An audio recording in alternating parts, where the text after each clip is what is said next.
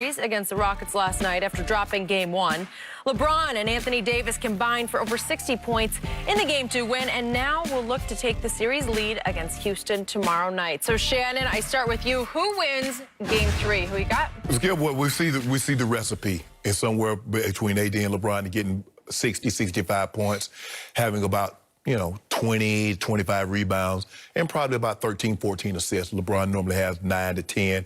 AD chips in with 3 or 4. So that's the recipe. But I do believe they'll win. The question is, Houston's going to take somewhere between 45 and 63s a game. The question is, what's going to be their percentage of makes? 22 is an awful lot. They almost made as many threes as the Lakers took as an entire team. Okay. Let that sink in. And they weathered that barrage. Do you believe they will make 22 threes again? I don't, Skip. I don't. And so I'm going to say they're going to win. LeBron will control the tempo again, and AD will continue to do what he's doing, and that's punish. When they put P.J. Tucker on him individually, punish him.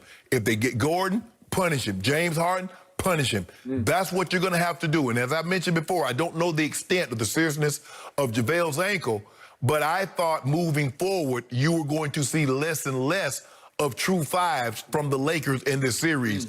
And you'll see Kuzma get more minutes. You'll see Keith Morris get more minutes.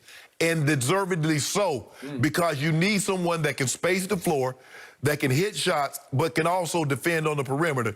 And those two guys just are not able to do that. So I like what I'm seeing. Rondo did what he's supposed to have done. We good. We got this one. You got this one? What, by 20, 25? We got 2 cases.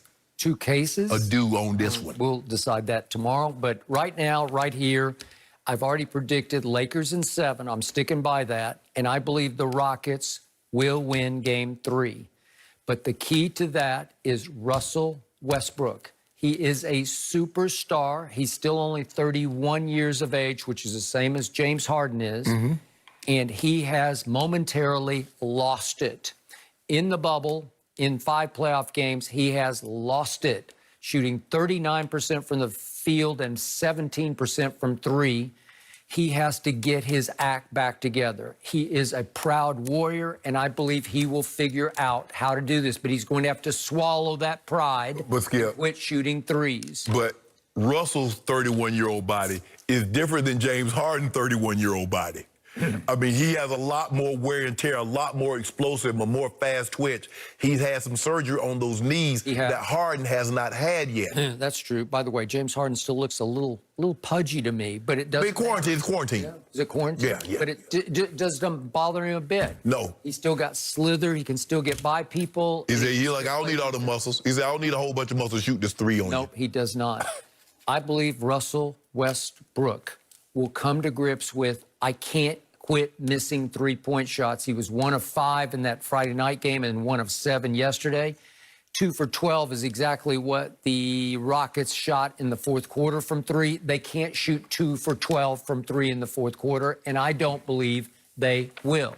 I think they can still bother the Lakers with their defense. It's hard. I keep telling you, it's like there are 8 Rockets playing defense at one time, and I believe on offense, they will figure out how, if you want to jump double James Harden at midcourt, just bounce it over to Russ and let him go to work in the attack mode. Attack, it's 4 on 3, and Russell can tear that apart. And if he has to march to the free throw line, he's got to make more than 47%, and I believe he's capable of making 75%. But Skip, if you look at it, I mean, in the 3rd quarter, the Rockets made 13 of 19 shots. They were 9 of 13 from the 3. The Lakers were 9 of 20.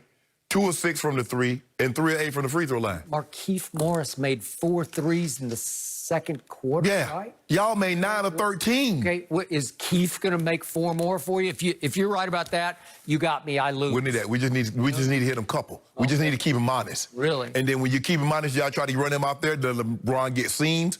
Dunk. Really? Yep. I don't think he's going to be dunking like that again. And by the way, Jeff Green has been a very valuable piece coming off the bench for this team. And I don't know, he was lost last night. That's Jeff Green. That's been his entire career. I remember when Jeff was in Cleveland, when he was in Boston. That's his career. He has ebbs and flows like this, and this is what you get with role players. They have ebbs and flows. You'll see Kuzma. You see how well Kuzma played last night? Look how poorly he played the other night. That's what happens, and you just have to live with that. It'll be another tight game, and the Rockets will make 5 or 6 threes in the fourth quarter as opposed to 2 of 12. And LeBron, ain't no telling. And LeBron might have an explosion. He might go for 20 in the fourth. Well, he was celebrating at the end of the game. He hits a clutch jumper to put them up 8 with 32 seconds left. You're a hater. He's over there just... I thought the whole series was over. But you saw this. You remember that movie hit on Jaylen Brown? Now, when Jaylen Brown dunked on him, you came back here, you just kept showing video after video. He said, I'm going to get him back. He said, I ain't going to dunk on him, but I'm going to get him back. And what'd he do? Fall away from the Raptors. Jack would have been proud watching that one. Really? Yep. I think he's going to have a long night tomorrow night. Trip dub. Trip dub. Trip dub. Well, Kawhi almost had one on Saturday night. 14 of 17. Yeah. 4 of 17. 4 of 17, Skip. 0 points in the fourth quarter. Okay, that shows you how empty a stat the trip dub is, because he almost had one. Yeah, he's getting all his misses. He getting all the misses. He should have. He missed 13 shots, so he chasing them down. He got 6 rebounds off that. Rockets go up 2-1. Here we go. All right. Well, good pussy doing it, man. Got it right the first time. But I love watching LeBron. When he's feeling it and like the Caruso-LeBron connection, I enjoy it. So Kawhi didn't show up over the weekend. He didn't? No, unfortunately, he missed the memo that they were playing. Will Jamal Murray and the Nuggets go up a game on the Clippers tonight? Maybe Kawhi will be there. Undisputed, I'm Jenny Taft with Skip Bayless and Shannon Sharpe. Happy Labor Day, guys. How we doing? Happy Labor Day, Jenny. Happy Labor Day. How you doing, Skip? Boy, the Lakers were laboring last night, weren't they? I can't tell. Yeah. We got to know. Boy, the Lakers were lucky last night, weren't they? How you like my you like my Labor Day outfit? I don't know. I'm looking at Jenny right now. You ain't looking at oh, look at this. I brought the good stuff because I knew you. Yeah, you're Labor Day. You're gloating about that? Yeah, summer's officially over. And I'm glad. That's all. It's come to this for Undisputed. Okay. Thank you for pointing that out, Shannon. That is what it's come to. Guys, we have so much to talk about from the weekend, so let's get to it. After dropping game 1 on Friday, the Lakers evened up the series against the Rockets last night at a game apiece. LA saw their 16-point halftime lead evaporate into a deficit in the third quarter, but fought back in the fourth behind LeBron's 8 points to go on and win 117-109. LeBron finished with 28 points, 11 rebounds, 9 assists, and 2 blocks. So, Shannon, what was the biggest reason the Lakers won? And the 4 steal. You left out the 4 steal, Jenny. That's important. Sorry about that. I mean, we need a complete stat line, right, Skip? When you go get a physical, you get a complete battery of workup. You know, you get blood pressure. You get all that stuff, right, Skip? I wouldn't know. I never did. LeBron led the way last night. He was aggressive. He took it upon himself. Yes, I'm going to get people involved. AD, I need you to do your thing, but I'm going to make sure I get myself involved. He was driving to the basket. He realizes, look, I have a decided advantage over whomever is guarding me. Either they're too small or they don't have enough sandbags in their back pocket. They can't weight themselves down, anchor themselves down to keep me from attacking the rim. So he was on attack mode last night. He got a couple of 3 balls to drop, Skip. You know, sometimes it's a blessing and a curse. He watch one of those things fall, and then, you know, he be wanting the heat check. You actually made an objective point. But I thought he played extremely well last night, Skip.